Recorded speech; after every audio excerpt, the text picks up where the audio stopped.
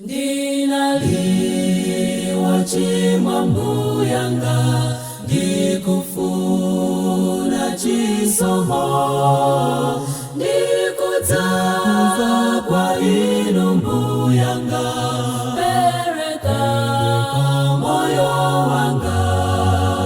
Ndinaliwa chimambu yanga ndikufuna chisomo ndikudza kwa inu mbuyanga pereka moyo wanga.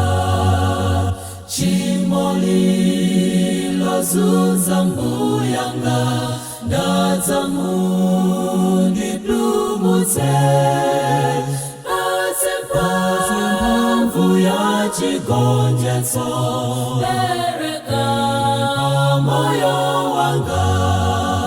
Tchimo lilozunza mbuyanga ndadza mundipulumutse patse mphamvu ya chigonjetso pereka moyo wanga.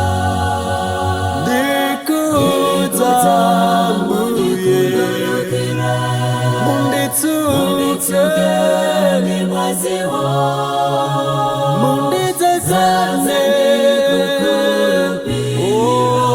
pereka moyo wanga. Ndikudza mbuye munditsuke mwaziwo munditsetsane pereka moyo wanga.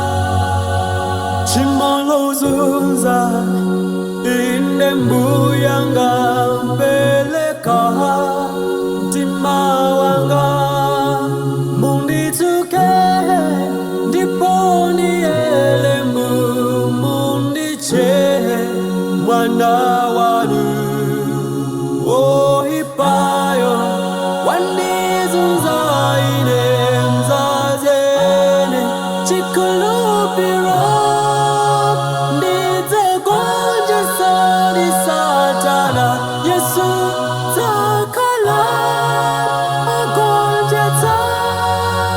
Ndikudza mbuye munditsuke mwaziwo munditsetsane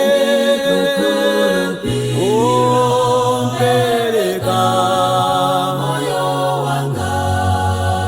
Ndikudza mbuye munditsuke mwaziwo